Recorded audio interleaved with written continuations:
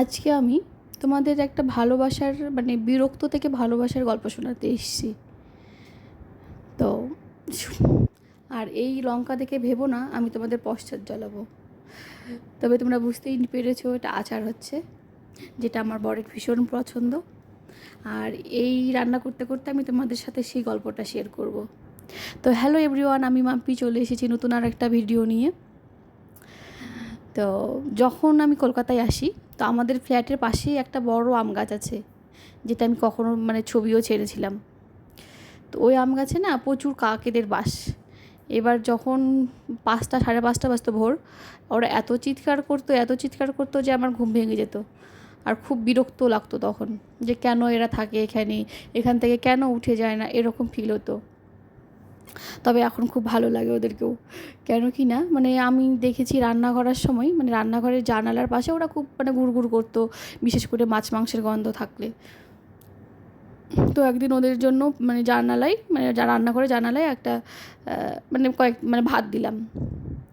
তো এরকম করে দেখছি একটা কাক আসছে কিছু খেয়ে, আবার আরেকজন আসছে, তারপর পায়রা আসছে, চড়ুই আসছে, শালিক আসছে, যেটা দেখে আমার খুব ভালো লাগে।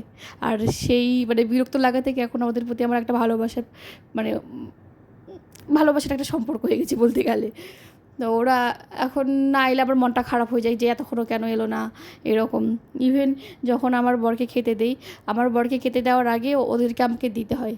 যদি একটু দেরি হয়ে যায় না, ও জানালায় এসে ক্যা ক্যা করবে, যে বোঝা যায় যে ওদের খিদে পেয়েছে, এবার ওদেরকে দিতেই হবে। তো আর বড় তাই ওর নিজে খাওয়ার আগে ওদেরকে দেয়। যদি কোনো দিন ভুলেও যাই যে ওদেরকে হয়তো তাড়াহুড়োতে ভুলে গেছি আগে দিতে, তো নিজে গিয়ে দিয়ে এসে তবেই খেতে বসে। আর সেটা আমরা খুব এনজয় করি যখন দেখি ওরা খাচ্ছে। আর এই যে দেখো, তোমাদের সাথে আমার গল্প শেয়ার করতে করতে আমার আচারও কমপ্লিট হয়ে গেল। আর এই যে এখন আমি দিয়ে দিব আম তেলের আচার, সেটা ওখানে দিব। আর এই আচারটা খেতে না খুবই ভালো লাগে, গরম ভাতে বিশেষ করে। তো তোমাদের সাথে সেই একটা ছোট্ট ক্লিপ শেয়ার করব, যেখানে একটা পায়রা খেতে এসছে।